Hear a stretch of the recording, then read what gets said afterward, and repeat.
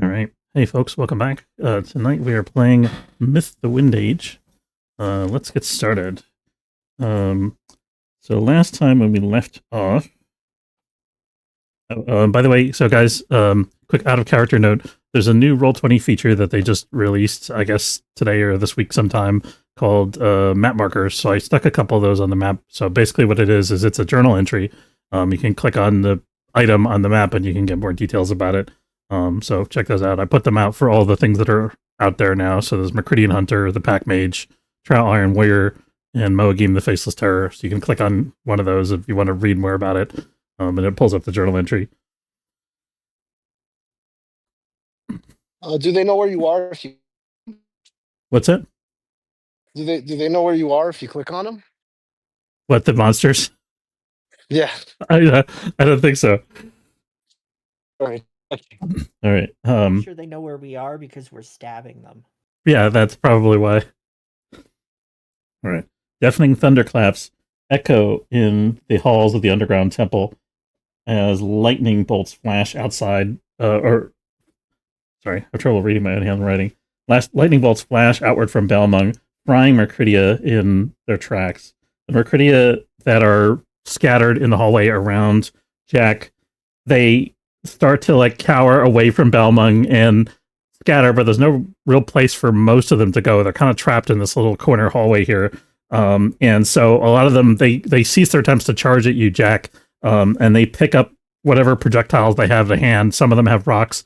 Some of them have like primitive stone, like clubs or like boomerangs or things like that, or human skulls in some cases. But they're picking up all this stuff and hurling it at you. What do you do? I surround them with a cage of electricity blocking them off. Okay, I guess. Defend that. Oh, defend. Okay, go for it. Gotta find myself again. Hold on. Does Jack know what I did? Please, Jack. We'll get to that in a second. Jack. Okay. That is defend. I think I just do this. Okay. So they're hurling things at you. You're basically tanking the hits. So I'm gonna roll their damage, and then you tell me what effect you want to have. The choices here. All right. Okay. There's a whole bunch of them throwing stuff at you. So you're gonna take 7 damage minus your armor, and then minus whatever you do from your defend.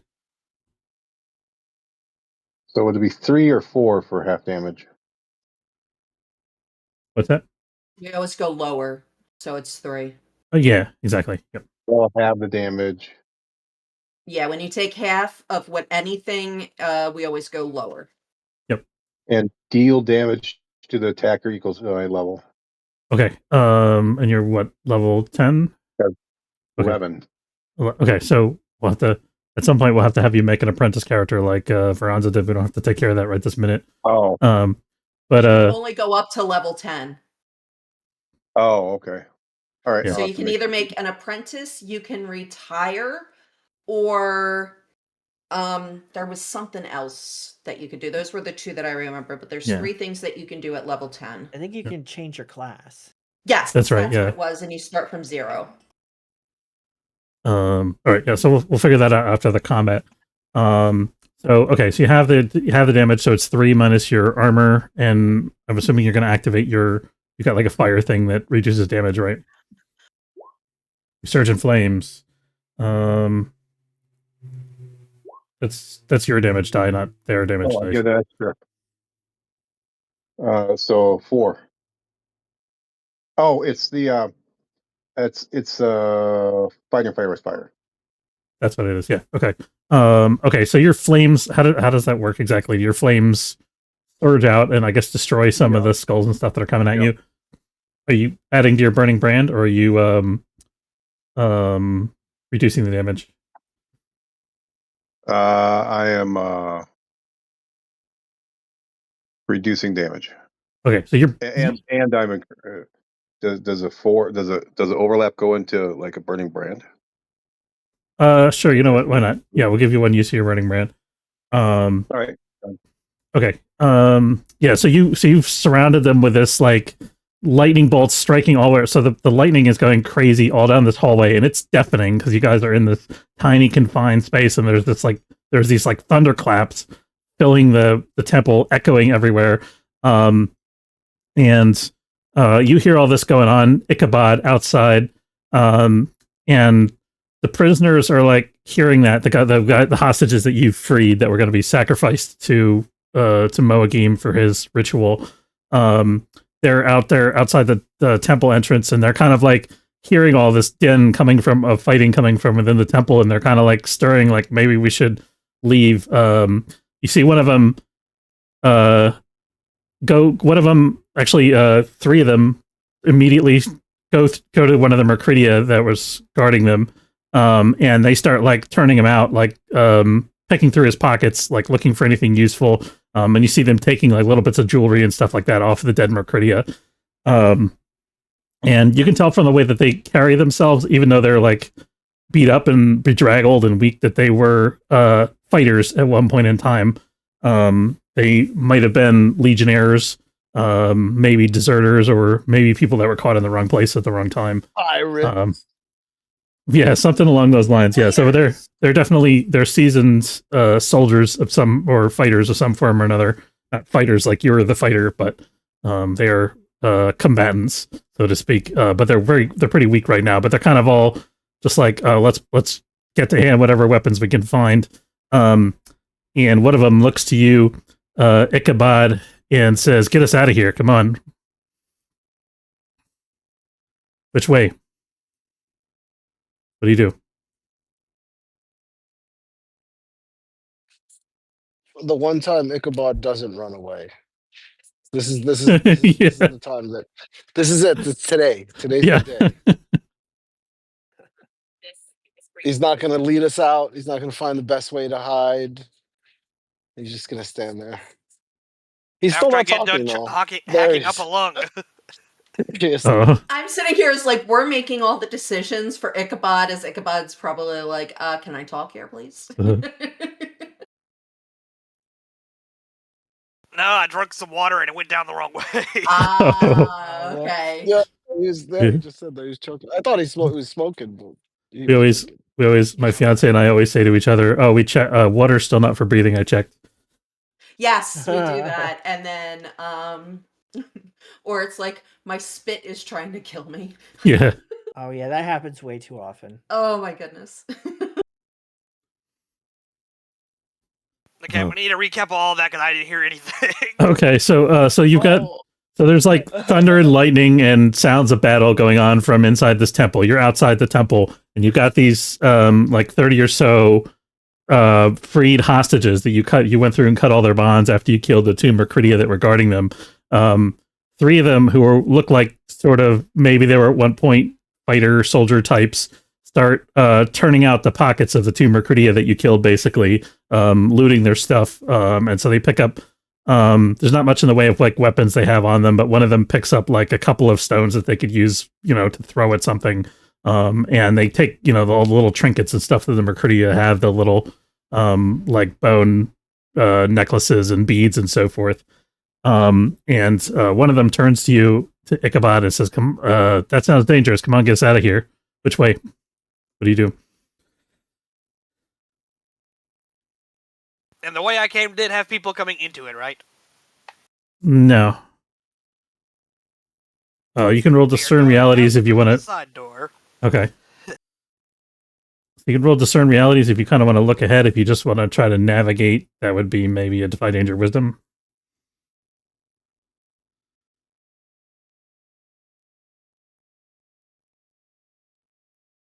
Okay. So you navigate. You start to head what you think is maybe west. You're sort of you follow that trail of like stairs that are embedded kind of in the stone wall, back down along this little slope. And the prisoners, it's real slow going. The prisoners are like helping each other down. Generally they're very like cooperative, very communal, like they're all like helping some of them that are like a little bit worse wounded than others, or like leaning on their buddies. They're all helping each other down. and the as that you head south out of the caverns here, and then turn what you think is west. Well, you know it's west actually because you've got you rolled quite well, and you look up ahead at you get to a point where you can like start to see light coming in from above. And as you see like kind of you're looking at a sunbeam that's like coming down from above. You're not in the sunbeam, but you're kind of like seeing it play across the floor of the cavern. And as you're looking, you see that shadows move on top of that. Whatever opening is up there. You can see very distinctly the shape of a soulless, and how it kind of has that like spectral body where the light just kind of shines right through it. And so you kind of just see this faint flickering shadow, but the spear that they hold is very distinctive. And you can see like the skull and the spine of it reflected in the shadow as it passes across the floor from the soulless overhead. What do you do? Tell them they're free. Okay. One of them turns to you, Ichabod, and he says, "Well, I guess this was our stroke of good luck, so I won't be needing this anymore." And he takes out this necklace. It's got like a single tooth from some kind of large, like a wolf drake. It's got a wolf drake tooth on this little necklace. And he holds it out to you and he says, "This is my lucky tooth. Kept me safe all through that and led you here to me. I'll sell it to you for 10 coin. What do you say?" Sure. All right. You give him 10 coin. He gives you the lucky tooth. You now have a lucky tooth. You can add that to your gear. All right. Back in the temple. So Mogim roars in rage as he sees Casper and Veranza destroy the artifact that was protecting him. And you could see the magic from around him slowly begin to fade. And the two Trow, one of them is thundering towards you with these huge, massive iron steps, Veranza, and it swings its enormous, like tree-sized club at you, trying to smash you against the wall. What do you do? Am I still in form? I believe so. I think I have one hold left. Sounds right. So the tree. Can I redirect it to smash Mogim? How would you redirect it exactly?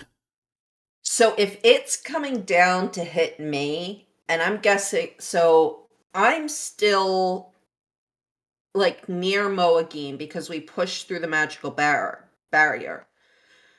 As we were pulling out, so I would have to be like extremely close to him still, right? I was thinking that I think it was Casper that got close to him and then took the artifact and brought it to you, wasn't it? No, remember, because he was like, he used all of his strength and might and magical power to pull it, and then what I did is I went in and helped him because I have monkey arms. Right, okay. And we were pulling it out, and then we found out that I could use, what was it? He used fire magic to destroy Oh yeah, it. the elemental mastery, and I hit a 13. Okay. Because we found out that I could, like, I used scientific knowledge that no atoms actually stick to one another and they can get into places into it. So I used my elemental mastery to actually pour fire into it and exploding it. Okay, yeah. So yeah, you could definitely try to trick the Trow into hitting Moagim. I'm gonna give you a -1 because it's a difficult thing to do because you're kind of fighting in close quarters with him.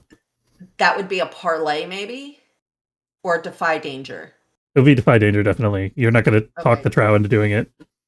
Okay. I mean, you could. I'd love to see you try. Yeah, I mean, in this moment, you wouldn't anyway. -1. Like, you don't really have anything to offer that they want. Is the thing. with the -1. Oh, you rolled an 11. Nice. Okay. So Moagim turns and starts to conjure something. Like he shouts a word in an alien tongue, and this trow swings at you, and you how do you get him to hit the Moagim? Trip him. As Moagim is shouting and I see it's coming towards me, I go, "What did you say?" And the troll goes, "Huh?" And he turns his head to Moagim. And as he's turning his head, because he has an intelligence of 3, he's already swinging down, and he swings and he comes down towards Moagim. Okay, the trow definitely are that stupid, especially in this era. Perfect. They get smarter for later for reasons that I won't get into here, but okay, so we're gonna do half damage because this is like an incidental blow that he's turning. No, and I 100% agree. Okay, so that's still 8 damage minus Mogim's armor. So Mogim, he gets clocked, and the trow's hit is enough to like make him stumble, and he like howls in pain and rage as he gets thrown kind of halfway across the room by the trow's accidental blow. The other one is still going at Hilaris. Hilaris, you got clipped and thrown against the wall, and the trow narrowly missed you with its club and smashed a big hole in the wall, and that club comes swinging down at you again. What are you doing? I'm probably dazed, so I'm just gonna like shake my head to try to get my vision back to normal and kick off the wall and try to go fly down like between its legs and go at Moagim from the back. Okay, I think that sounds like a Defy Danger Dex. Or actually, so you dazed, so you take a second to recover. I'm gonna say Casper and Veranza, you guys are in the room with him, and then Dram, you were coming in from the air vents. So you see the scene unfolding below you, this ritual scene where, in the ritual chamber, these two giant trow iron warriors, along with Moagim, are fighting to try to slay the party as Jack is killing a bunch of Myrkridia outside in the hallway. You see one of the trow take a swing at Hilaris, as Hilaris is like sitting there dazed, trying to recover. What do you do? I attack that one. Okay, go for it. I will use Zuko style. Okay. Trying out this app. I Do, hope it do, works okay. do, do, do, do, do, do, do. London Zuko style. Okay, so with a 7 and 9, the effect is short-lived. So I'm gonna say you could choose to either do damage to it, or you can try to like distract it and get its attention so it doesn't hit Hilaris. What are you prioritizing? Yeah, distracting it and getting its attention so it doesn't hit Hilaris. Okay, so you get that moment of distraction back, Hilaris, and then you dart between its legs, and it turns towards the source of the flame, which is Dram. And Dram, it starts to like. And I'm doing the dance, the Gangnam style dance. You know, okay. It looks like he's riding a horse. Okay, you're in an air duct. You gotta. Yeah.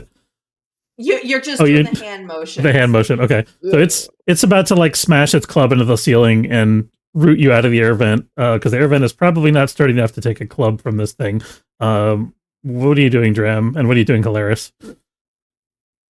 I'm looking inside of myself to find some. Back to the gas station, get a gallon again. Yeah, sure. I think I can help you. 1 second. I'll be back there. Okay. All right, let's go to Casper. Okay. No. I want to do my move first before I go. Oh, okay. So, I look inside me for that bit of flatulence, that igniting bit of flat, and I lock myself, and I blow a powerful fire fart that shoots me out of the air vent. Okay. Before I get smashed in it. All right, that sounds like another Zuko style. Yeah, Zuko style. Okay. All right, so you shoot out like a cannon for sure because you're shooting fire into this confined space. And the trowel swings and it hits the ceiling. And like pieces of stone and debris rain down as the vent just kind of like caves open into the center of the room. Casper, you kind of have an opportunity. So Moagim is like distracted for a second as the trowel hits him, and he's like cursing it out in a language that none of you guys understand. And the trow is like turning and lumbering, looking for a target, as the other trow is swinging at Dram, and Dram's dropped down into the room. And Casper, you have this opportunity now that you've destroyed the artifact to maybe take a shot or do something else. What is Casper doing? So Casper, knowing that that there's no barrier against them, is going. I'd never put my normal ones in there, but basically he's just going to take a shot at Moagim. Okay. I'm going to I'm trying to figure out because I didn't put, there was no like hack and slash or anything like that on the Okay. thing. So I'm gonna say actually, so Casper shoots at Moagim. The arrow lodges in Moagim's shoulder, and Moagim turns and looks at Casper and laughs. And Moagim is immune to piercing damage. Damn it. Moagim, let's see, who's he gonna hit? I think he's gonna hit Veranza because Veranza, you're the closest, most obvious target. Before that, though, he's going to again try to cast this dream. So he turns and he starts chanting in this alien tongue, and he's kind of like, he swings his sword in an almost like defensive way at you, Veranza, just to keep you out of reach. And there's this kind of blue-black flame that starts to pour from the palm of his other hand. And it spills out into the hallway, and starts to fill the space where Jack is fighting. So Jack, you see this stuff come. Go ahead. Wait. Yep. As soon as he starts to speak in that alien language, Narga is going to jump up on top of him and scratch his face. Okay. Roll. It's what are the 3 stats again? Sorry. There we go. Okay, roll his ferocity. All right. How do I roll ferocity? I'm sorry. Just roll. So 2d6 plus 2. 2d6 plus 2. Thank you.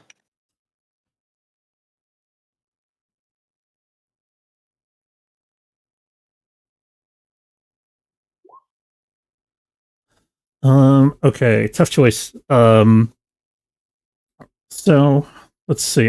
So Narga goes up, you scratch his face. I'm gonna say you deal your damage, but he still gets the spell off. Because it's a very short casting. Go ahead and do your damage.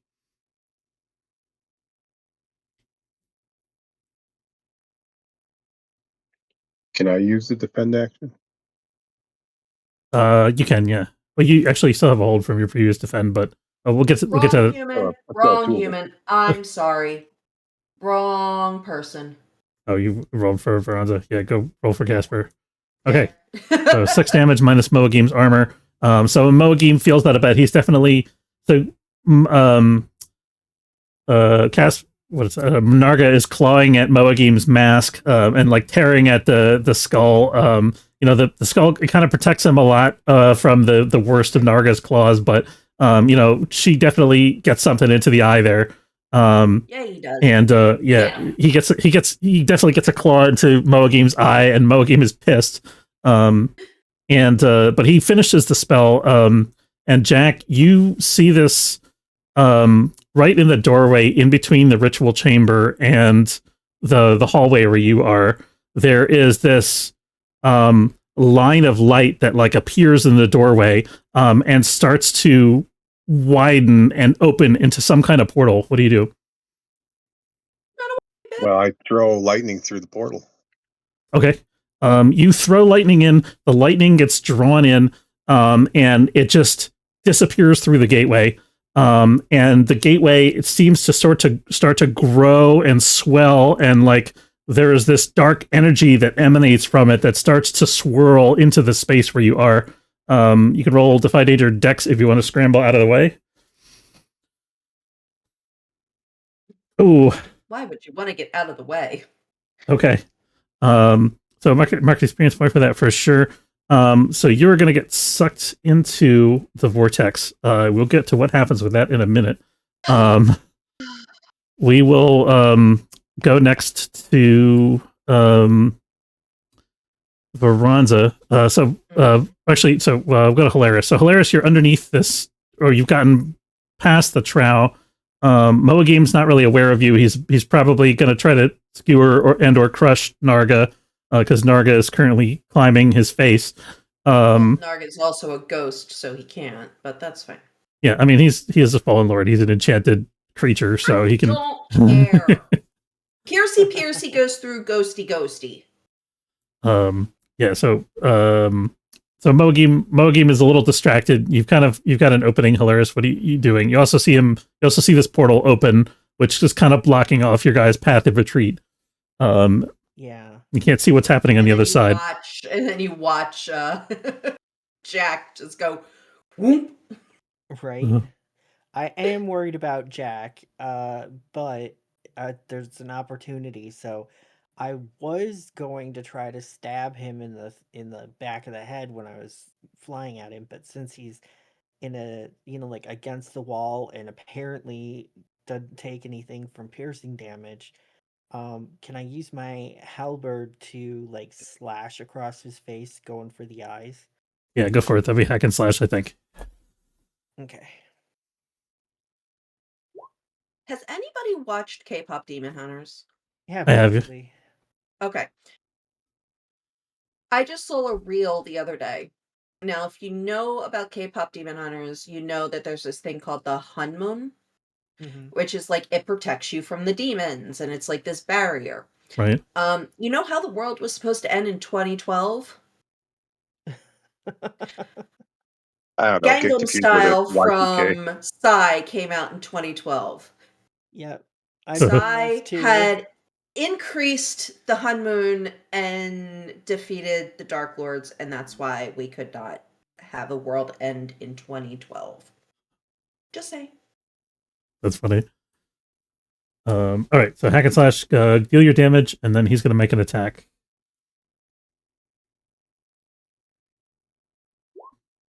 Ooh, okay, so that glances off of his helmet. What's that? But I also get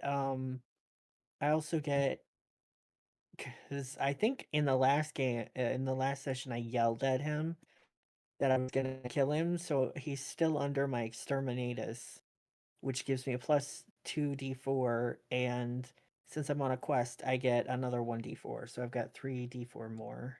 Okay, I'll buy it. Roll it. Nice. All right, nice. Okay, so you deal him a solid blow. So I'm going to say you actually sunder his helmet. So you slash him across the face. You kind of Narga has to like dodge out of the way at the last second, which is fine.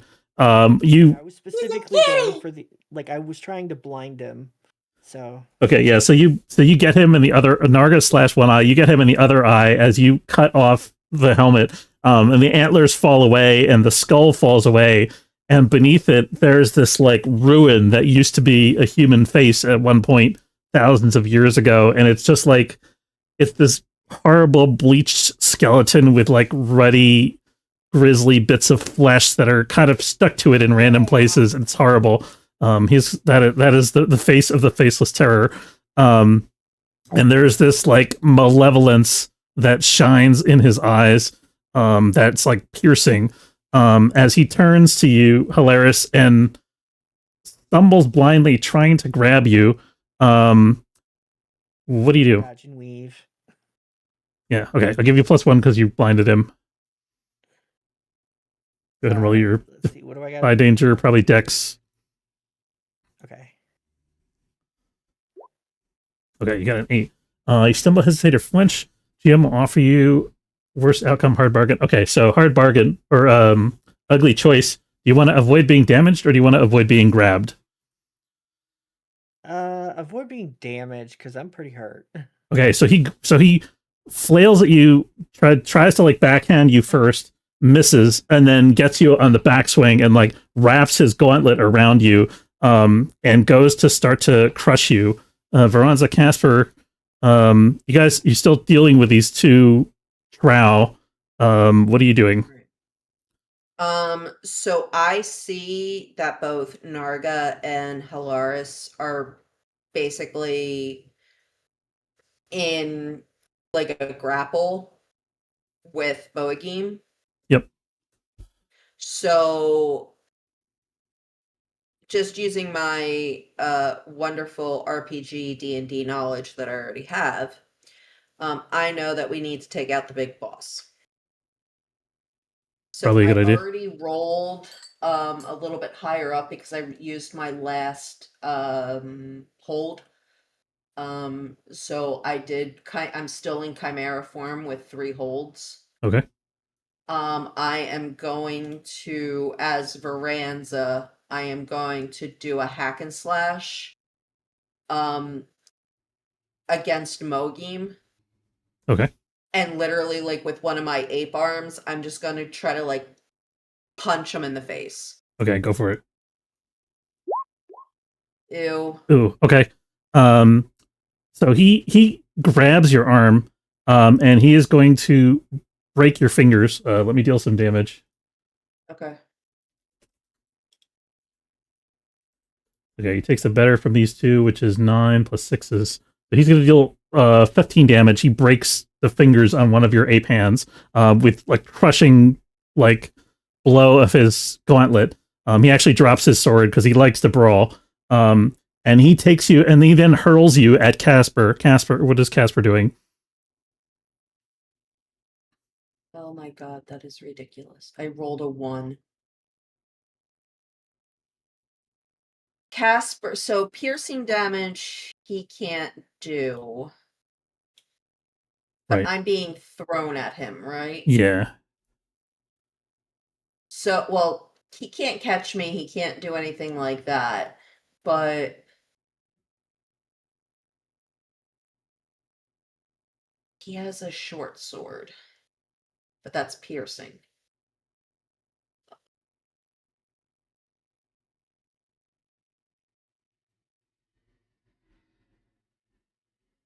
So basically what he's going to do while I'm getting tossed is he's quickly going to grab some of the trowel dead bodies that are around and try to make like a pillow that blocks my fall. The Myrkridia, you mean? Right.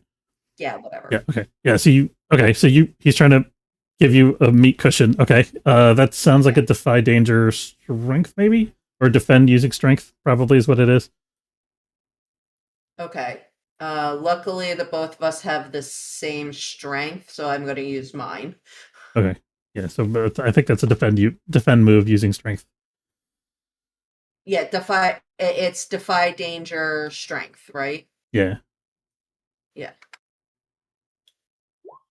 Nice. Okay, so with a 12, so you're gonna have the damage that Veranza takes, and then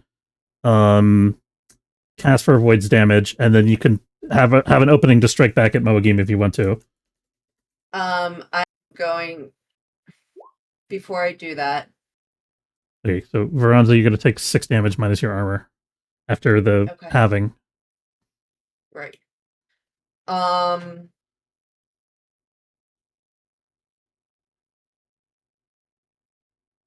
Meta question. Is he immune to elemental damage still? You could spout lore if you want to try to figure that out, or you could try just hitting him with something and see what happens.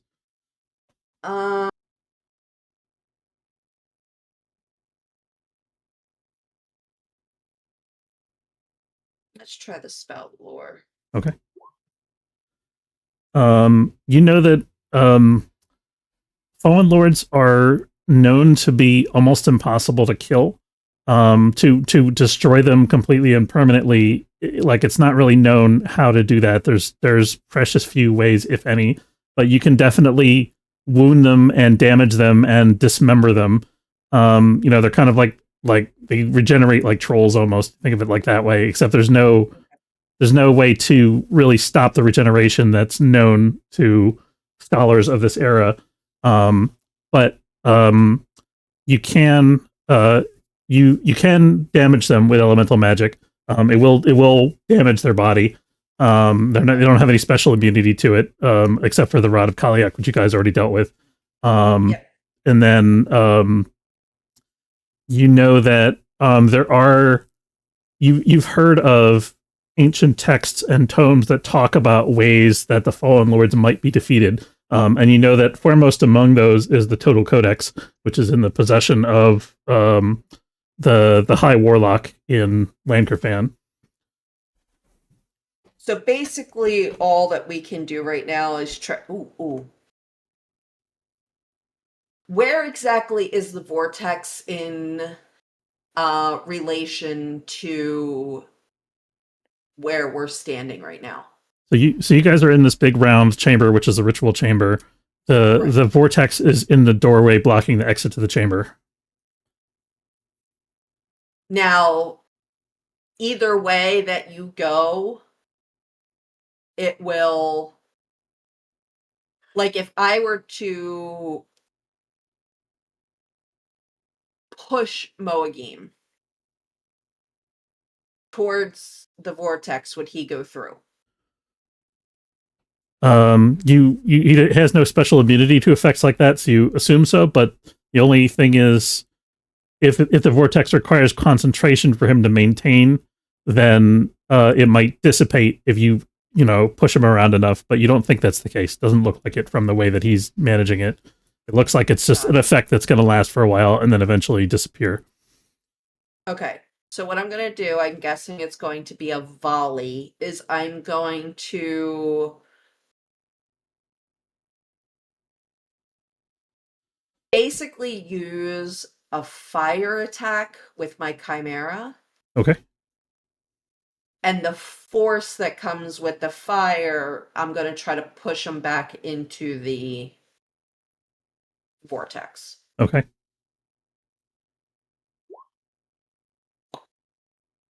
Nice. Okay. You clear shot till your damage 6. Okay, you push him back towards the vortex. Hilarious. He is being pushed into the vortex. He is taking you with him because he's still holding on to you. What are you going to do? Sorry, not sorry. Well, he's wearing gauntlets, so I can't bite him. I'll try to use my halberd to find a weakness in the joints of his gauntlet, like by the fingers or the wrist or something, to pry myself out. Okay, I think that's Defy Danger. What do you think? Strength or maybe Constitution? Constitution would give me a better score, but it's probably Strength. Okay, let's roll Strength then. So Defy Danger. Strength. Okay. Doesn't work. You're gonna go with Jack, dude. You and Moagim get sucked into the portal along with Jack. And the portal lingers for about like 7 to 10 seconds or so, and then disappears. And you see Veronza and Casper. You see outside in the hallway that a lot of the Myrkridia have also been sucked into the portal. They're just gone. There's bodies that are strewn around that are blasted to bits from Balmung's lightning. But there's no living Myrkridia left in that hallway. And the portal just disappears. Jack and Hilaris, both of you guys roll me Defy Danger Constitution.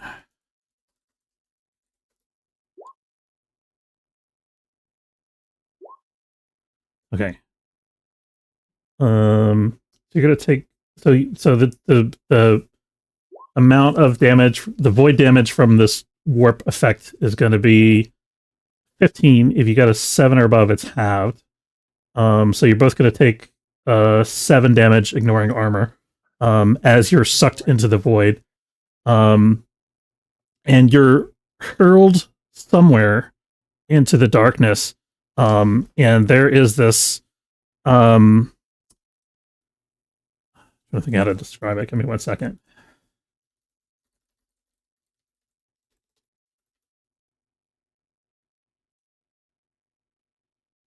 Here we go. Yeah, so you find yourselves in this cavernous space that actually, Jack, it looks familiar to you. It looks like the realm of the spider creatures that you've been sucked into. But there's this like dark cavern that you guys are like flung apart into different parts of. And Jack, you kind of come to your senses. Balmung's like shouting at you to get up. As Myrkridia are closing around you in the darkness, and the only light that you can see by is the light of Balmung, as lightning arcs along the blade. What do you do?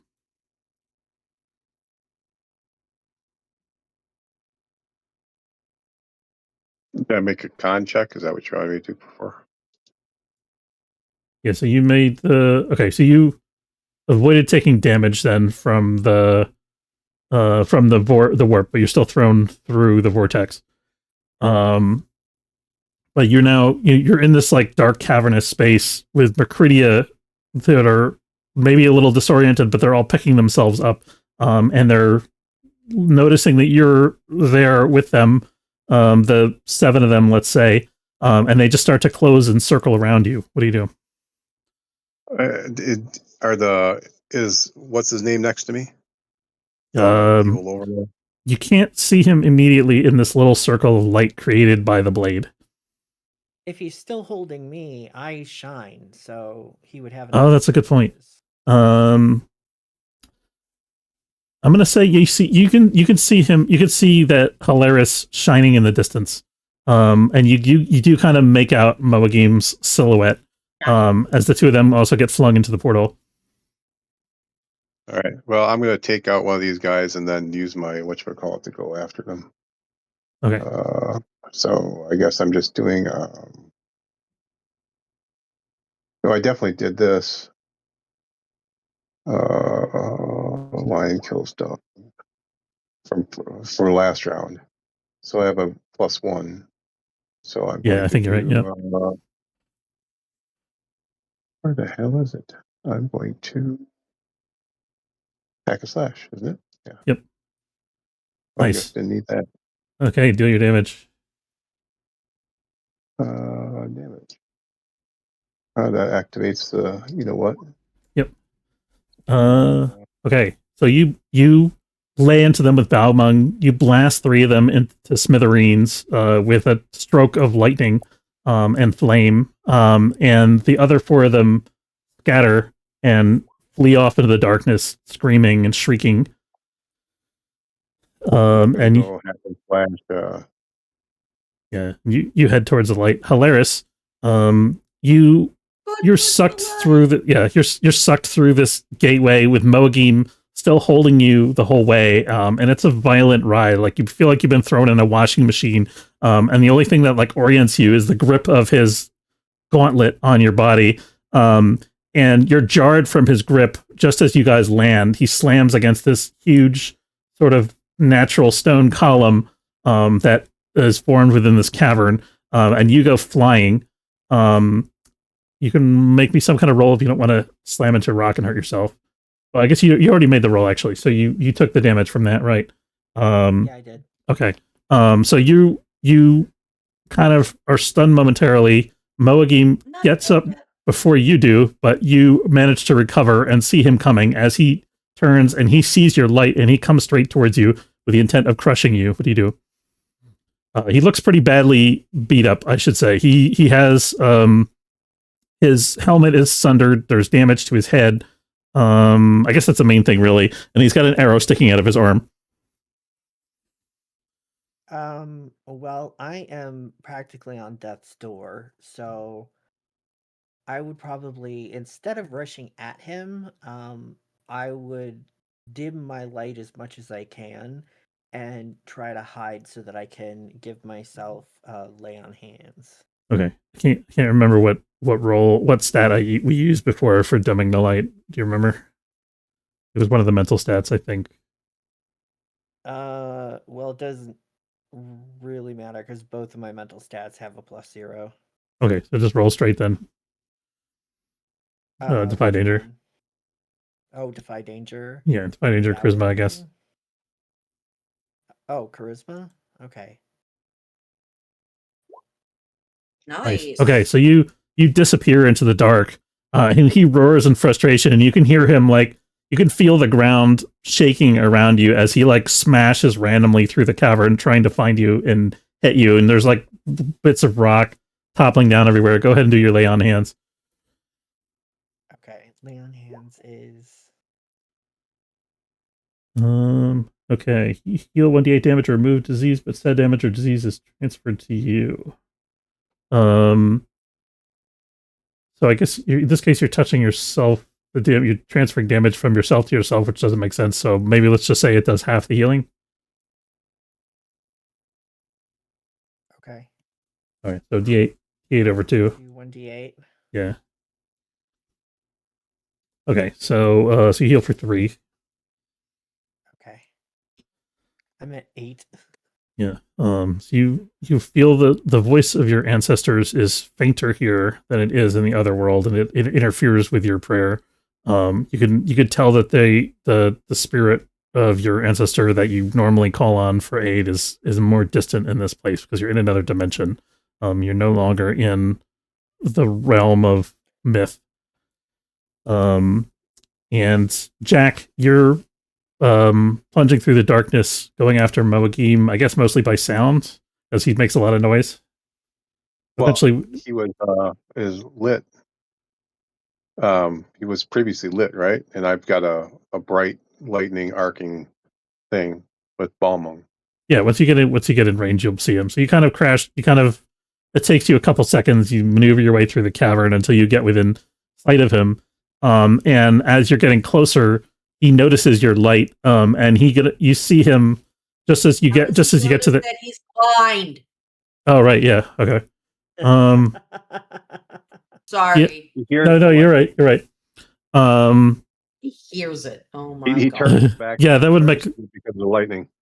Okay. Anyway, I'm gonna say you come up on him, and he realizes that you are there and turns towards you. Balmung is screaming at him, but it sounds like. Okay, so Jack, you're facing off with Moagim. What do you do? You're not entirely sure how. He's definitely a little disoriented. He's smashing around in the dark. And he senses your presence for sure. And he's about to come at you. What do you do? I'm going to do the combo. It is Balmung plus my what do you call it? Burning Brand. Burning Brand. It's the Zuko style. So basically, I'm channeling fire. Oh, nice. And okay. together. It's plasma. That's cool. Okay. Oh. Okay, so you get a brief burst of plasma. So do your damage from that first. All right. So where is that? Damage. Okay. There we go. Okay. 4. That's what I was gonna do. Okay, but I have an extra. So I have an extra D6. So that comes in. So that's 10, 11, 12, 13. Okay. So you blast him with a stream of flame. Now do the lightning. I guess that would be hack and slash. Or do you want to just? I guess you could also. Yeah. All right. Hey, that's perfect. I want to be a level 12 before I make my new character. All right. Level 2. Yeah. So you actually do enough damage with the fire that he drops to a knee. As you approach and come in with Balmung to basically finish the job, chop off his head, run him through whatever. And just as you're about to hit him, he reaches up and wraps his gauntlet around Balmung and wrenches it out of your grip. What do you do?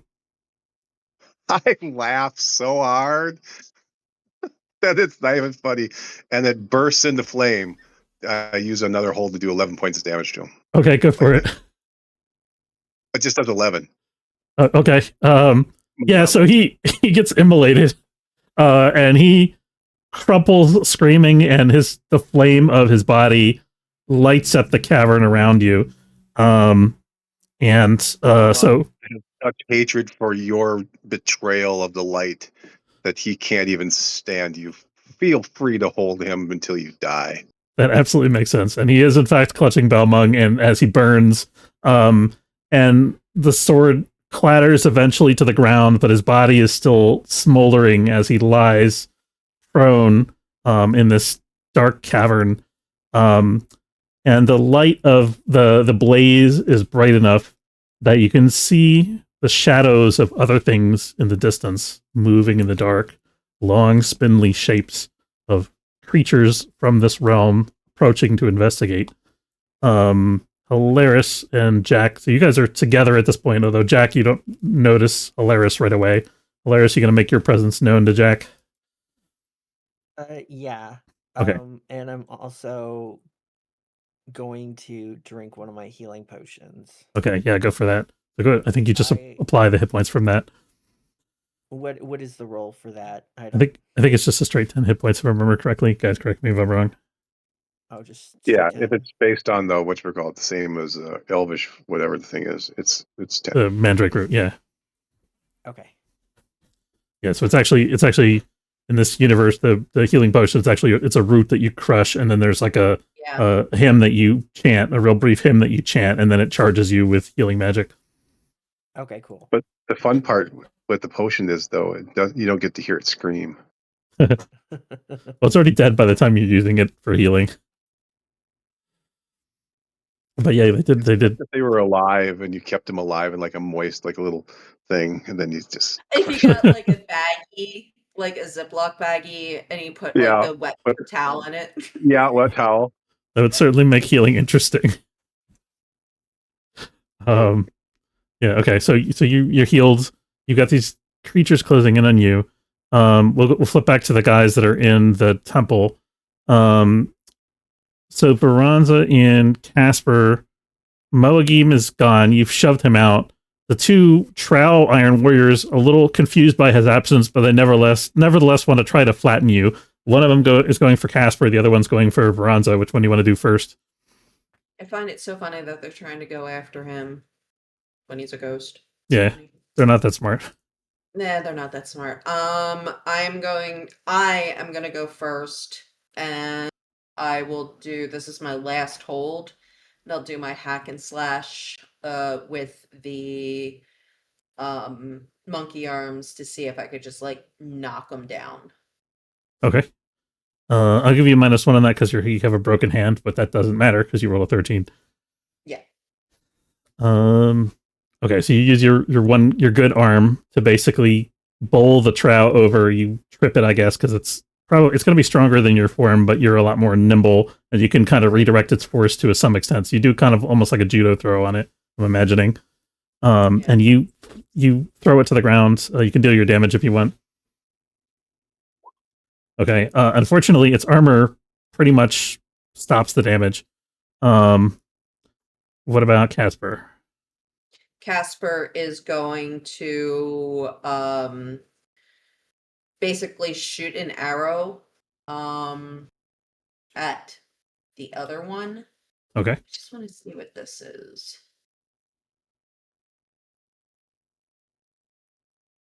Nope, that's not that.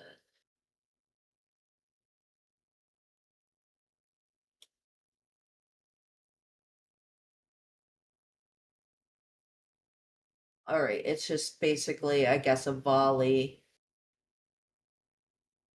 And volley is normally. Well, Sorry, I do what? I have a slight correction. He actually did take 1 point of damage from getting thrown down. Like a 3 armor, not 4. Okay.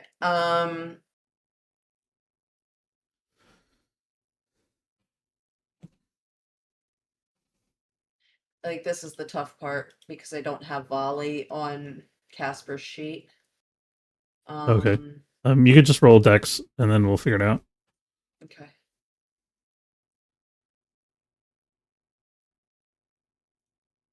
Hello. I clicked you twice.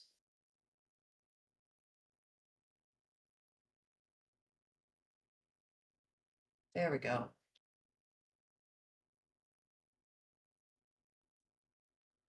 Okay, 7. So that you got to choose one of those 3 options, which is like you reduce your ammo count by 1, or you put yourself in danger, or you take minus 1d6 to your damage. I reduced my arrows by 1. Okay.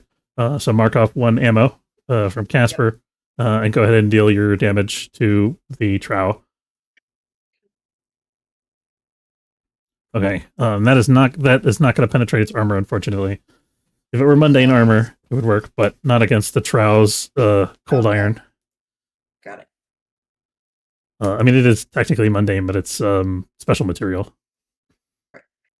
Okay. So the trow. So the one going after Casper, I'm going to say these things are so slow and stupid that Casper, as long as he's like keeping his distance, is basically able to keep its attention, and it just keeps smashing into the walls and ceiling.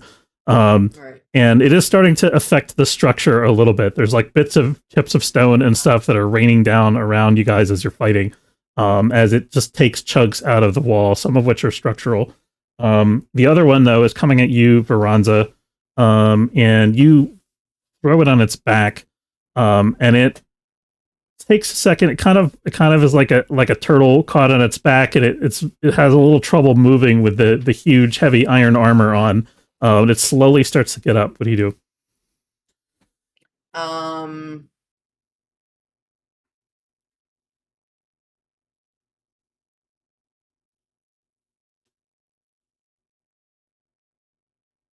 going to use my second hold, and I'm going to use my snake tail.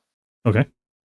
To basically wrap around his neck to keep him in place until we can kill the other one. Okay. Go ahead and High danger. Yeah.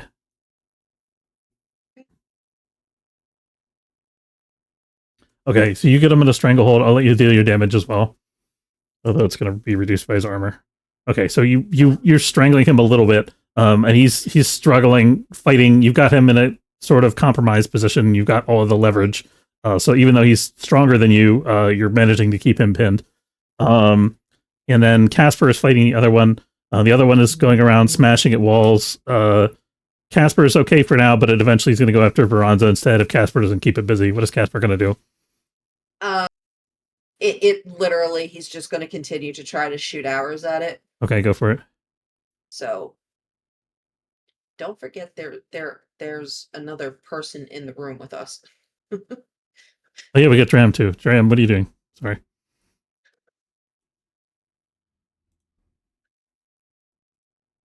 I do something called tokamak. I start to chant. And I go, and I put my fists together and I start to float, and then plasma starts to surround me. Nice. But I do it next to Jack because plasma conducts electricity. So Jack Jack got teleported to another dimension. Yeah, Jack's in another dimension. No, damn it! All right, I do it anyway. So it's Zuko style. Okay. D&D game? Yeah. Oh wait, my sheep disappeared. Thank you. Okay. Hi, honey. So are you blasting the one that's fighting Casper? Or are you blasting the one that Veranza's holding still? I guess I'm just blasting the one that's fighting Casper. Okay. Do your Actually, damage. Can I hit them both? They're tall, right? They're really tall. Yeah, you're right. Yeah, you can hit them both. So feasibly, if I'm high enough, I could hit them with like a wave. Yeah, I'll say you can get both of them because they're big targets. Yeah. Yeah, go ahead and do your damage. Boom. Okay. Look at all that damage. All right. I'm gonna say you gotta keep the flame cranked up. I'm gonna have you do your damage again because they're both slow and distracted. After you do that, though, one of the trow that was going after Casper because it's unable to hit him is going to come after you. Okay, so you blast them both pretty good as you continue to turn up the heat. And the one trow starts lumbering towards you as Veranza's holding the other one down. So Casper and Dram, what are you guys doing to slow this thing down or hurt it or whatever? The one that's that I don't have in a chokehold. Right. It's coming after Dram now because Dram blasted it with a big flame. I'm going to.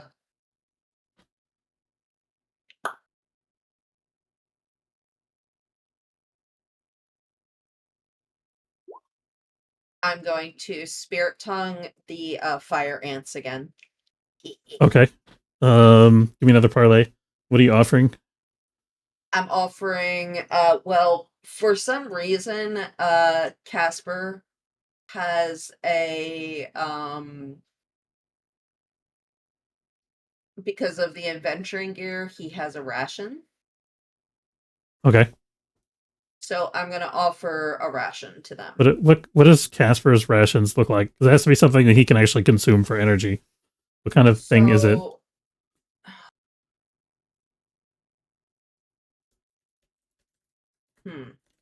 Ecto cooler.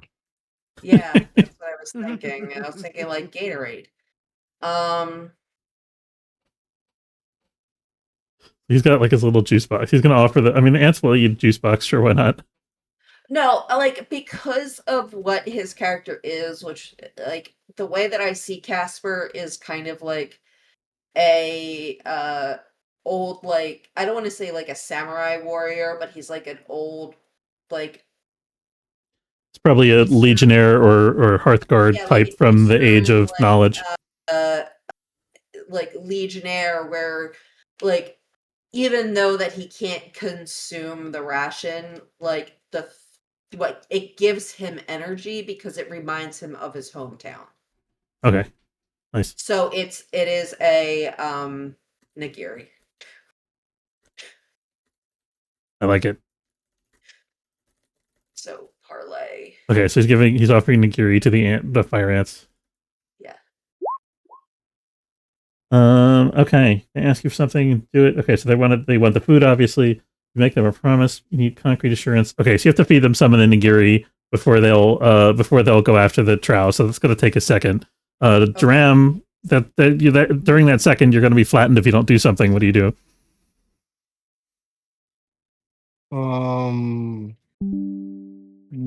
I draw in the wave of energy into myself. So I create a membrane of like bouncy material on the outside. So when it hits me, I just bounce away off into. And when I bounce away, I go woo. Woo! Okay, you're creating. You're creating a. What are you creating a membrane out of? Pressed fiery air. Plasma. Okay. I guess we'll call it as a go style.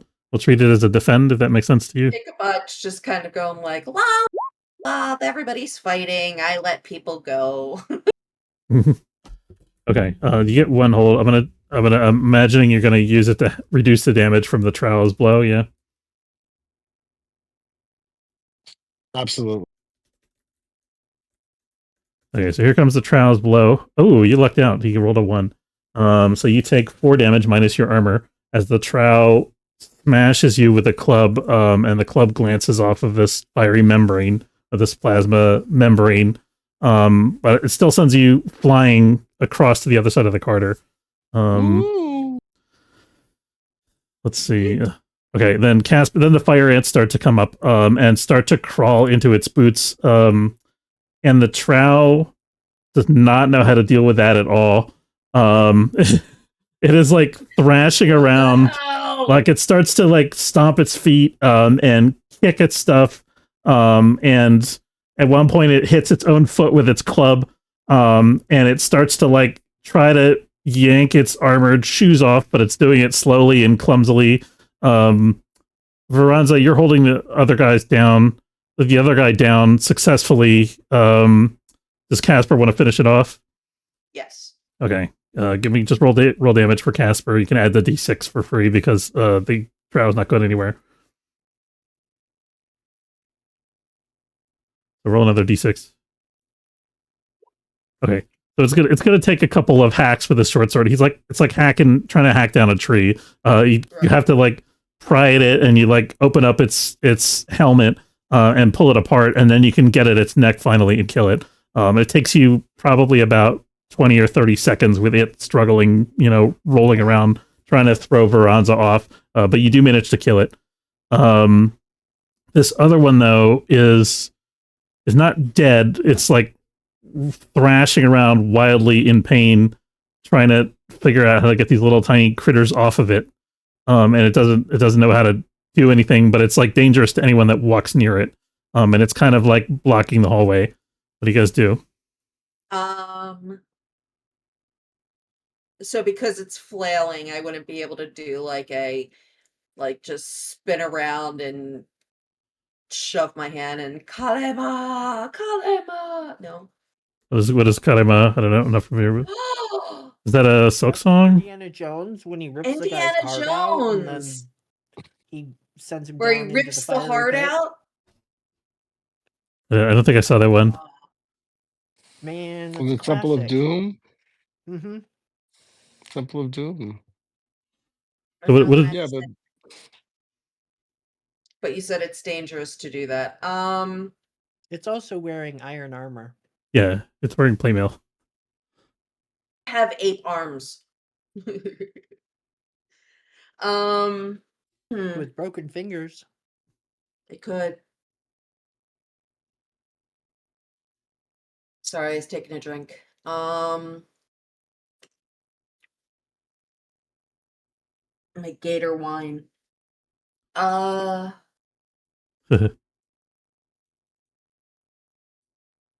Do you know what that is? Yeah. Okay. I don't. The Gatorade mixed with wine from Babish's channel. Gatorade, but it's I don't drink, so I always say when I mix 2 things together, because we just watched it. So I looked at Ender and I was like, he goes, "What are you doing?" And I have my THC shots and I have ginger ale. I was like, I'm making my own gator wine. I'll send you what we're talking about. But what I really want to do is like, I really want to, I guess, have Casper do another like volley to see if he can get the shoot at it. But that they're immune to piercing. No, that was Moagim. Oh. They're resistant to piercing because they're wearing armor, but they're not immune. Right. Yeah, so that's gonna hit roll damage. Okay. Okay, I'm just gonna have you keep rolling until you kill it because it's not really gonna be able to do much about it. So the question, for each one of these things, unless you're putting yourself in danger, you can, are you reducing your damage or you just want to use, let's just say you use another ammo between all of this, if that makes sense to you. Yeah. Okay. So it probably takes you like 10 arrows, but you finally managed to bring it down. And you guys have an empty, quiet temple now.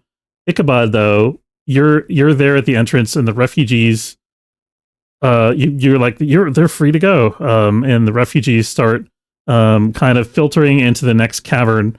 And then you hear the distinctive sound of a javelin hurtling down through the air, and it's being thrown from an opening in the cavern above down into the crowd of prisoners. Do you want to do something about it? The urge of meat shield is strong, but I will just dive out the way. Okay. So one of the prisoners goes down, shrieking and screaming and thrashing on the ground in pain. And the others all scatter and start to run off into the caverns in different directions. And one of them is shouting it's a soulless.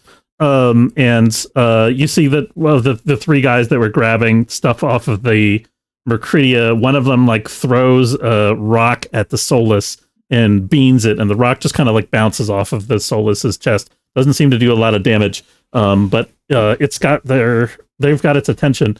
And another one's run quick, cheese it. And they all, the 3 of them all start disappearing into the cave. So they're kind of just scattering in every which direction, basically. And you're there in the next tunnel, kind of cowering behind cover. And you see more shadows appearing from in the light above as a unit of thrall starts to march down into this cave. It looks like the army that was guarding the pass above has been ordered to come down into the temple. So the Watcher's army has arrived, and they're advancing on the rest of the party's position. What do you do? Scream. Okay, you scream. The Soulless notices you, and it points at you. Yeah. And the thralls start marching in your direction. What do you do now? Scream some more. Well, there's that, and also run away. Okay. Are you running deeper into the caves trying to find another way out, or are you running back towards the temple? Running back towards the temple. It was safe. Okay. So you Safer than this. you come running back towards the temple. I'm going to say, for the sake of expediency, that the party kind of gets together outside the temple. Everybody's there except for the people that are in the spider dimension. So the rest of you guys gather in that plaza outside the front gates of the temple.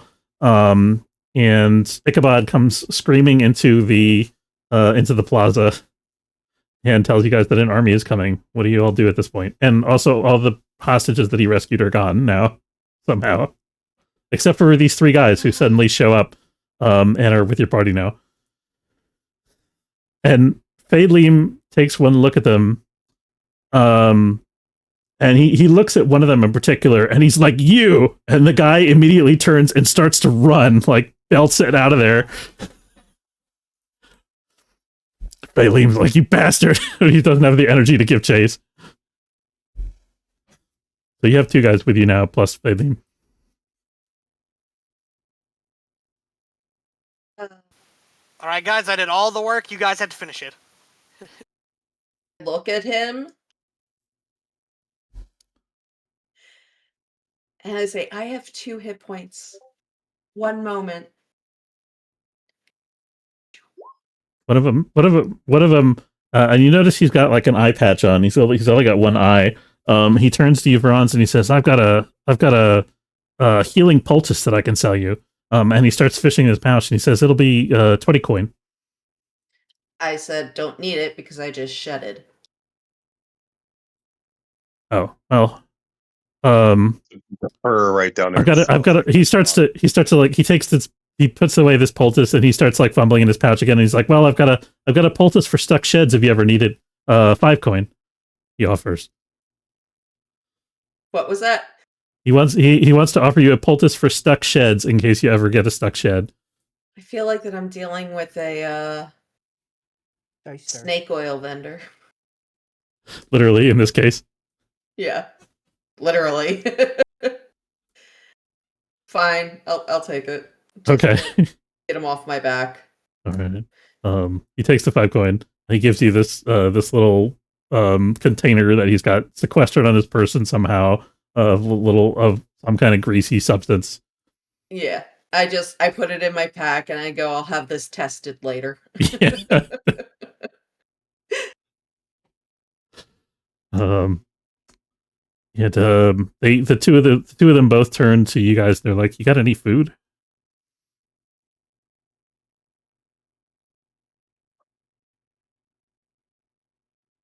I don't eat anything. They both look at Ichabod.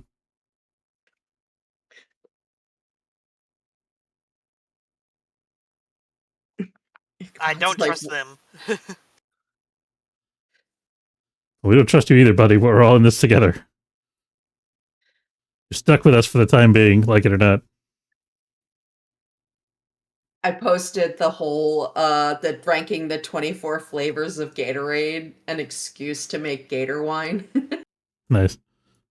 In our chat. Well, not this chat, the Windage chat. I think there was another Gator Wine video before that was there. There was one where he was like rating all the different combinations of food that his viewers came up with. That's what it was, and that's where the Gator Wine came from. But at the beginning of this episode, it actually like explains why he's doing this. Okay. So I'm not going to torture everybody with it. Okay, so you guys got these guys rolled into your party unless you're going to do something specific to get rid of them. They're going to be eating your rations. You guys doing something to get rid of them? Well, they're just taking the spots of the 2 people that we lost. Yeah, I guess that's true. You look at it that way. You guys aren't even worried about us. Yeah, they're just like, oh look, Babylon, like la la la. You guys could like do a spout lore or something if you want to figure out where they went or whether they're dead or alive.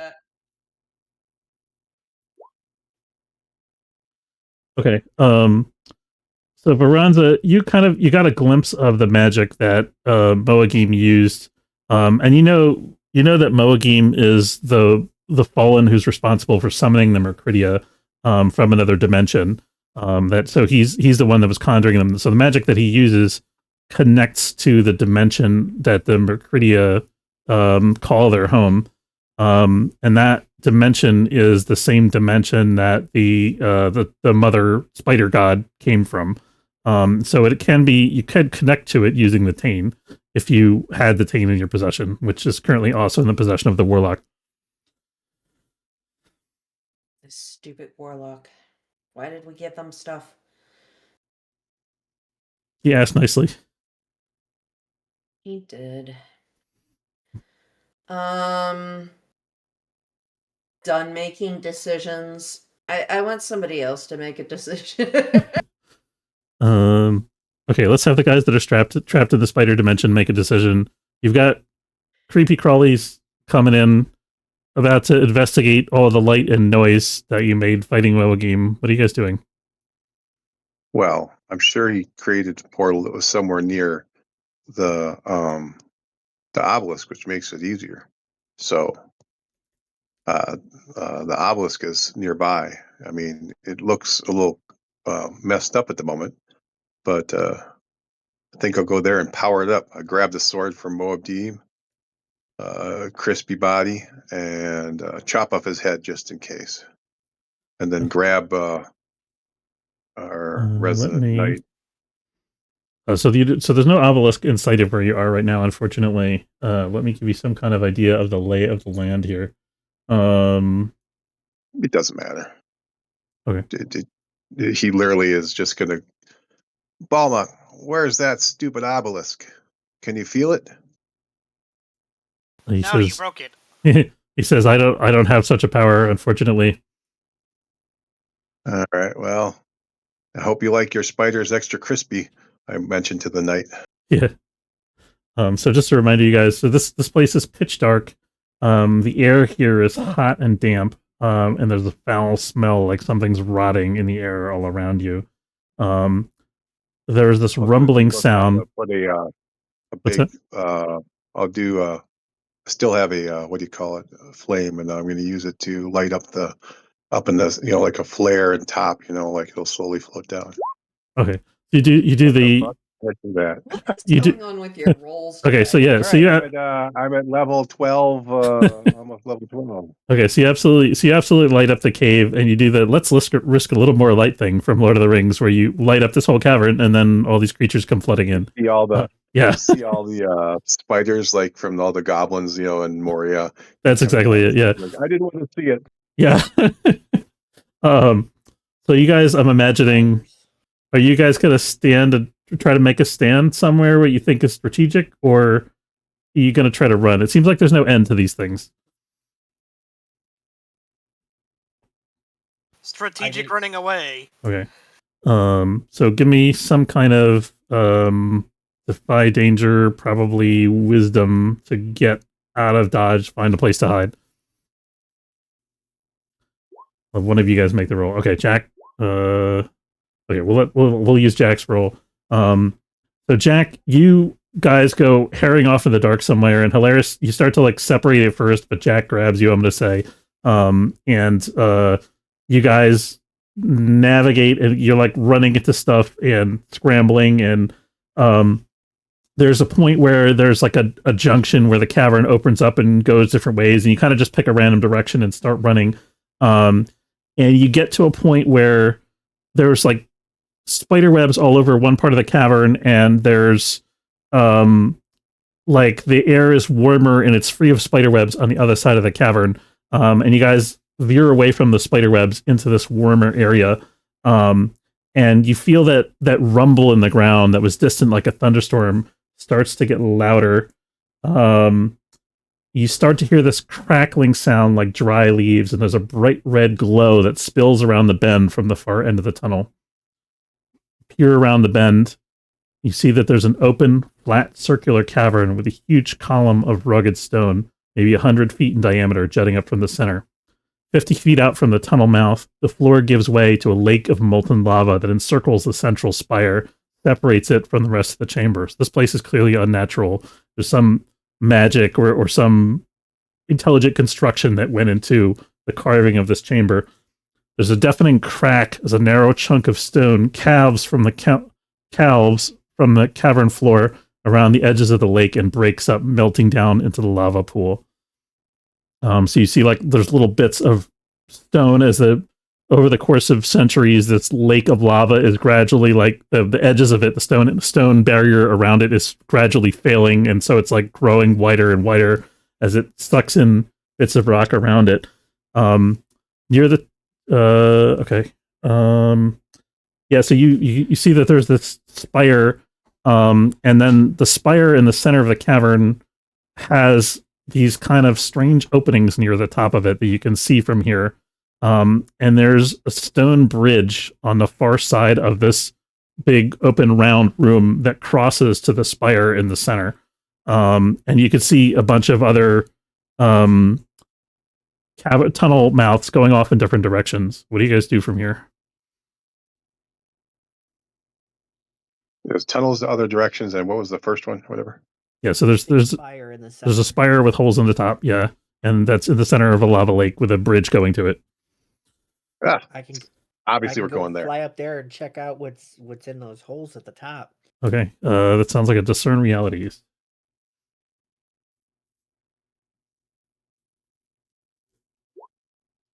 Okay, ask me a question.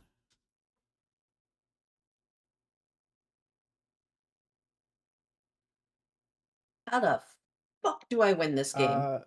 What here is useful or valuable to me? That's a good question. I'm going to say what's useful is not what you see from the spire, but what you see while you're up there around it. You look down and you see that there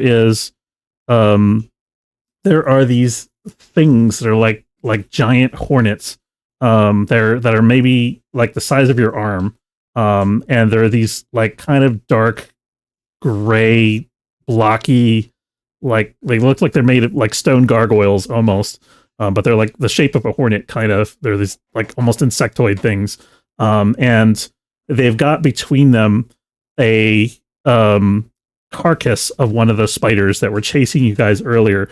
And as you're watching from above up there, you see them tearing into the spider carcass and like ripping it to pieces. And they like once they're satisfied that it's destroyed, they pick up the carcass and they fly through the air with it and they drag it back up towards the spire, towards where you are. What do you do? Question. Yeah. You said it's the size of your arm. My arm or Jack's arm? Oh, Jack's arm. I mean, sorry. Okay. That's very different. Yeah. A fair question. So, when I see them heading towards me, I'm gonna like fly around to the back of the spire and like try to hide because I don't want to fly straight out and them seeing me and follow me to Jack. Okay. Defy danger dex. I'm gonna wait until they like get out of line of sight to go back to Jack. Okay. Actually, I'm not gonna make you roll. So you hide behind the spire. You're up there. You see them. These two flying gargoyle bee things come flying up to the spire and they deposit the corpse on the edge of sort of like the upper part of the spire. And a couple more of these bee things come out of the holes of the spire and they all grab the corpse like ants and drag it into the hole and disappear. All right, I'm crossing the bridge. Okay. You want to fight him? No, but he's the enemy of my enemy is my friend. Him regardless.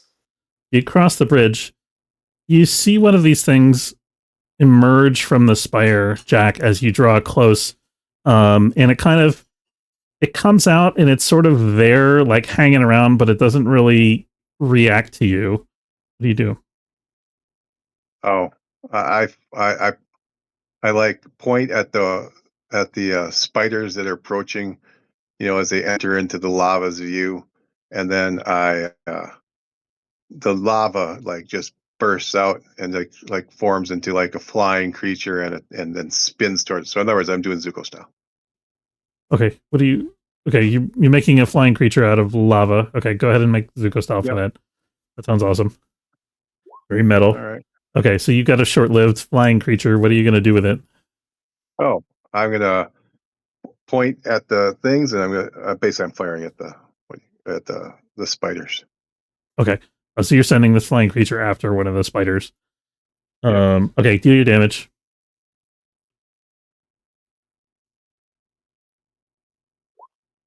Okay, so you're flying, your lava thing slams into one of the spiders, and because it's made of lava, I'm gonna have it just deal some flat extra damage. And the spider screeches and like lashes at it, but as soon as it starts screeching, these gargoyle wasp things come pouring out of the spire and like converge on it and start to pull it apart, and drag it back to the tower.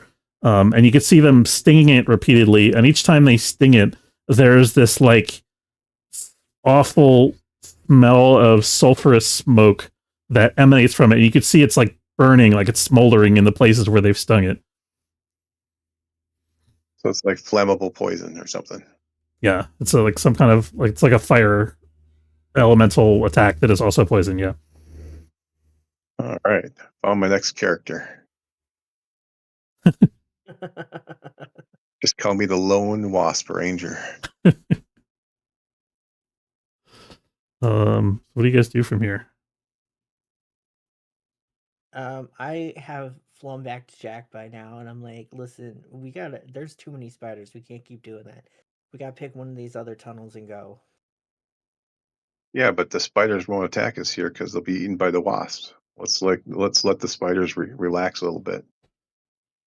Unless they're Australian. They'd be down under. Wait, we are down under. All right, so you guys, so because of your role to realize what's useful here, Hilarious.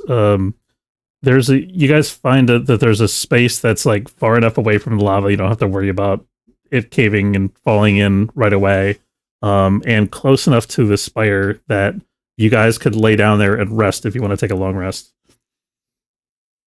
Probably would be the best idea. Okay. So go ahead and take a long rest. Dude, what's that? What do I get from long? Does that? So you get half of your max hit points back. And then if you have the XP to level, you can level. I do not. I only have 10. Can I retro something? What's that? One of those three dudes, the one that was the charlatan, is somehow or otherwise, how am I going to find an apprentice here? Do they have humans here? That's a good question. You take one of the bees as your apprentice. Sure. Why not? They're not. I mean, they have like a hive mind. They're not really individually intelligent, so I don't think that would make a lot of sense. I would say there are humanoids. It would be just basically what his character is, similar to it, except it'd be like more of a Zuko type. I'm gonna say that be able to communicate with the rest of people, though. So there's basically three kinds of humanoids that are like intelligent sapient creatures that hang out in this type of place. There's spider cultists, because they obviously like this place. There are Myrkridia, because they're native to this realm.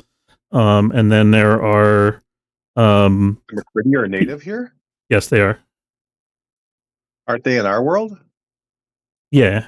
There's some Moa Games summon them into your dimension from here. Oh, okay. They weren't normally here. Okay. Right. I thought those are the beast folk that are normally in our lands. Right. Those are the Myrkridia. Yeah. Oh, weird. Okay. Yeah. So he's been hanging around for 2,000 years, summoning these things, and they've been running all over the place, killing everybody. But they are from this other dimension originally. Ah, okay. Yeah, so this is their native plane. So you got those guys, you got the spider cultists, and then there may be other people that the Emperor particularly didn't like for one reason or another that got thrown into this dimension by the Tane. Or that the sorry, not the Emperor, that the High Warlock Majoran didn't like. That's awesome. I'll be one of those guys. Okay, perfect. Toss me a sheet. Yeah, okay. Something whack.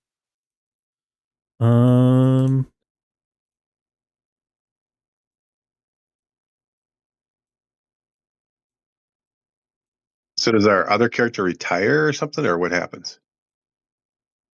So there's options on the, if you look at the PDF, there's options in the advancement section. So if you go PDF level 10 and you find level 10, it'll tell you what you can do.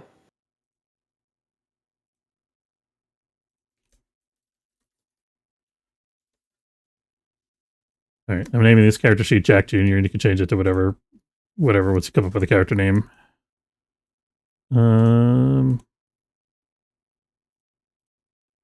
There you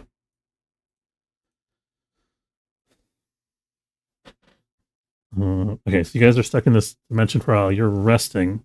For the rest of the party, where do you guys go from here? Moagim is gone, hopefully destroyed, maybe. And he cut off his head. He better be. Well, you guys don't know that because you're that happened in a different dimension. So I don't care. I'm metaing this.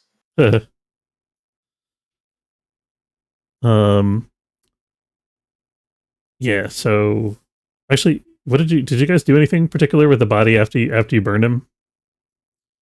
What else would you do with burned bodies? I think we were in too much of a hurry to like drag it just chop the head off. Did you take the head? Yeah. Okay, so Jack.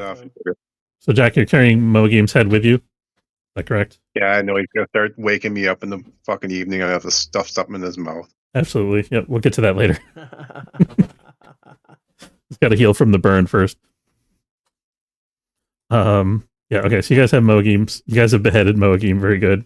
And you now are carrying Moagim's head in the sack, which is something that happened in one of the games, by the way.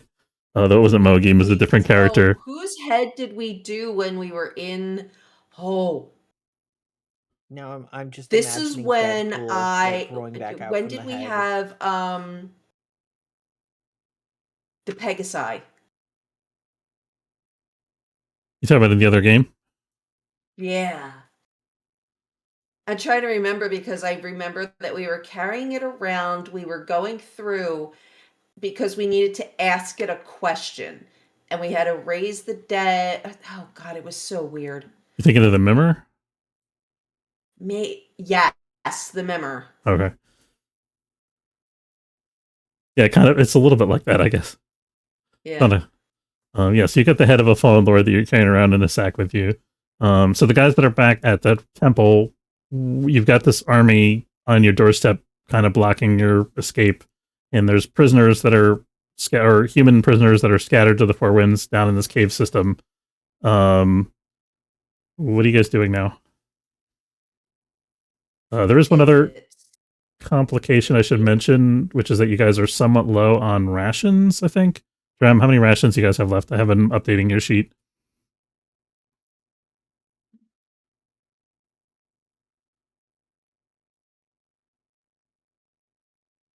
Wait, how many what do I have? How many rations does the party have? Oh. I don't know that my sheet is accurate anymore. I've updated it a couple times. No, right. No, I did. I mean, I'll give you my last figure. Okay.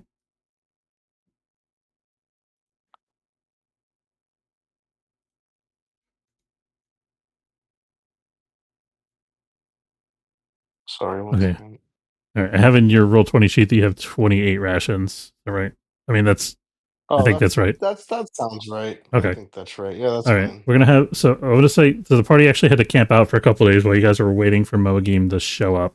I'm gonna say that was 3 days. So how many party members do we have, including Phalim? Is it 7?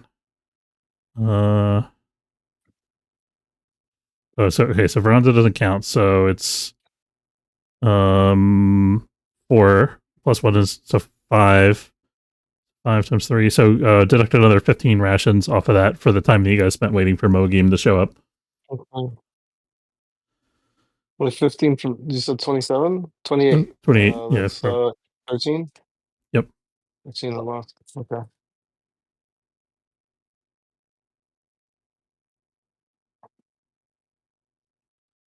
Okay, so you guys are starting to run a little bit low. So 13 rations is enough for the party with the extra 2 mouths to feed.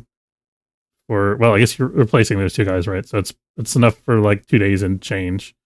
And then you guys are gonna start running into problems. What are you gonna do? Well, why does that look different? What's that? How far are we No. from town? Let's take a look at the overworld map.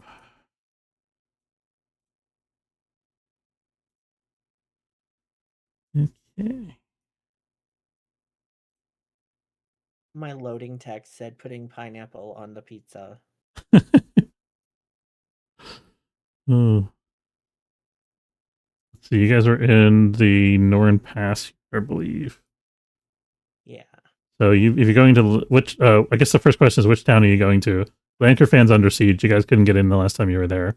You want to go there? Or are you going to go somewhere else? Originally heading for the library, weren't we? Are you heading to the library? Okay. That's where we were trying to get. That's where we were trying to get, and then I decided to dig a tunnel. Okay, so the library's going to be like 2 weeks roughly. Oof. How far is it? Oh, Moonchild's about the same.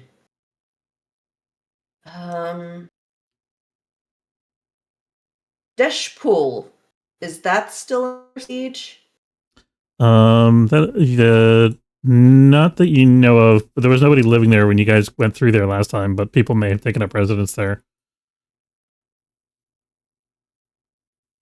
Did we, when we went there the last time, did we ransack it? No, it was a little kind of abandoned town that was along the Silver Creek. You guys had fought a battle to delay the fallen armies from killing the refugees that you guys were escorting back to the city. Do you remember that? Okay. That was where you were crossing this like bridge, this 2 rivers with an island in the middle that had bridges over. Because I'm trying to think if there's a place that we can go in which we could like search for rations or stop to make rations or something. So if you want to, the most reliable source of food in this immediate area is probably the Ermine, or you could also go for the coast up north here. If you guys wanted to go like fishing, crabbing, or whatever.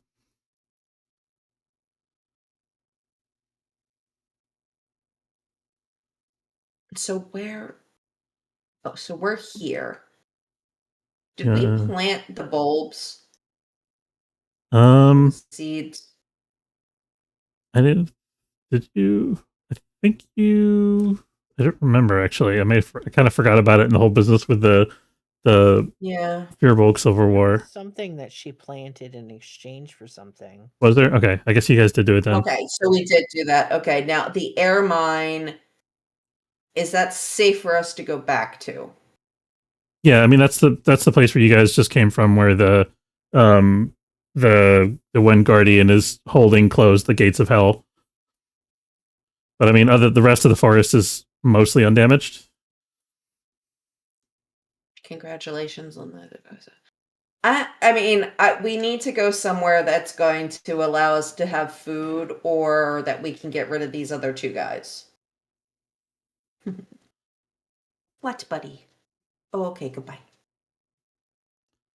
All right, so what's the party's decision? Are you guys going to go for Lankerfan or somewhere to the east like Moonchild or the library? Or are you going to go to the Ermine or like Forest Heart or the coast?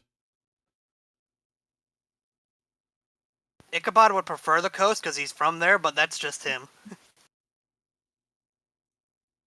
Then we go to the coast. Okay, where exactly are you from, Ichabod? Give me a ping.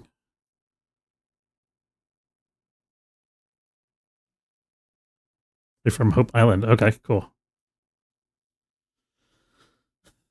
I don't think there's a lot of myth lore about what's on Hope Island. Tell me what's on the Hope Island. What is your living space like there? Well, he grew up in a monastery, so there's basically that. Okay, cool. Okay, so you guys are looking for help on Hope Island, and how did you get across to the mainland? There's a ferry that goes by once a month. Okay. How long are you guys gonna have to wait for that ferry right now? If you go there now, let's say it's I guess maybe I'll roll randomly for that. Okay, it'll take you guys 4 days to get there. So you guys will have been without food for like a day by the time you get there. Okay. Anza is very cranky without her snacks. Yeah. Very much Unfortunately, my snacks of universe. Unfortunately, Ichabod, by your reckoning, the ferry came only a week ago, so it's gonna be like 3 weeks before the ferry comes again. You might want to stake out. You might want to get food from. You might be able to fish and subsist off of that until the ferry arrives. But you're going to be hanging out there for a while. You guys want to go with that plan? Yes. All right. It's the safest option. All right. Let's do the. Just change into a giant flying thing and then ferry people over. All right. Let's do the perilous journey move. So we need a scout, a quartermaster, and All right. what's the third thing? You drop the sheet, right? Trailblazer. Come up with a character. You should have a sheet. 9 o'clock. Okay. Have a good night. Later, Pat. Clear, guys. All right. Good night, Pap. Night. Okay, we should actually let's wrap up here. We'll do the perilous journey next time. Okay. Okay. End of session. Does anybody resolve their bonds or their alignment or drive? I am checking. I did not complete the world's biggest coward award.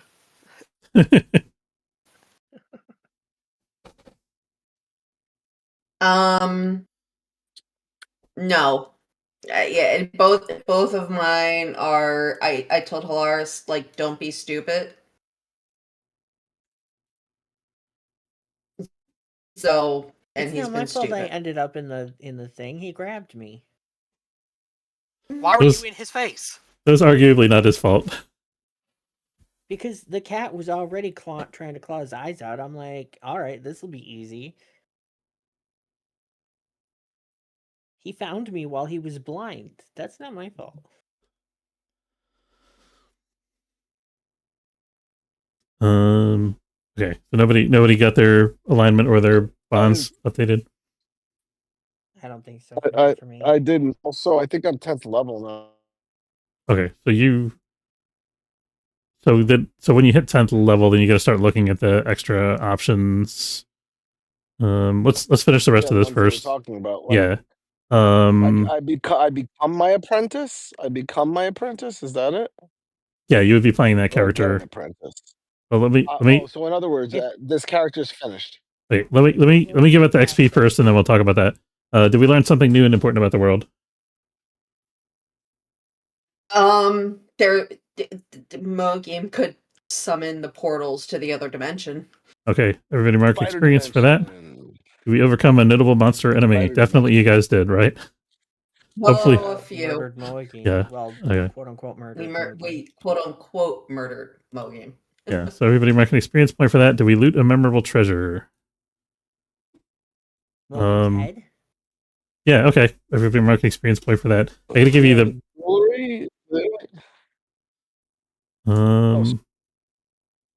what's that?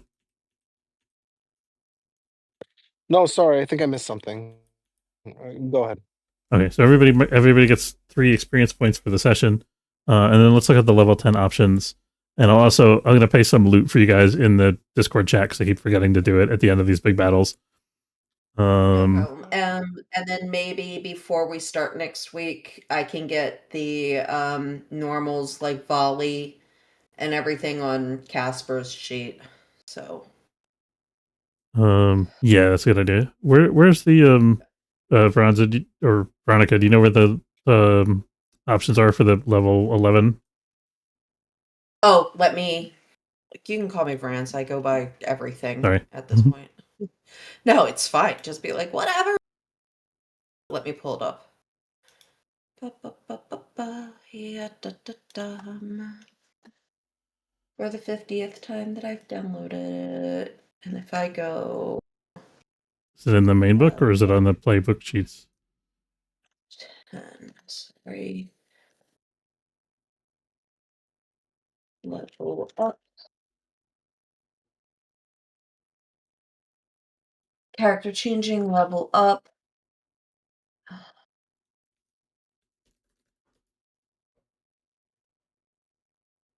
Okay, so it's on in the PDF. It's on page 29, and it says beyond 10th level. Once you've reached 10th level, things change a little bit.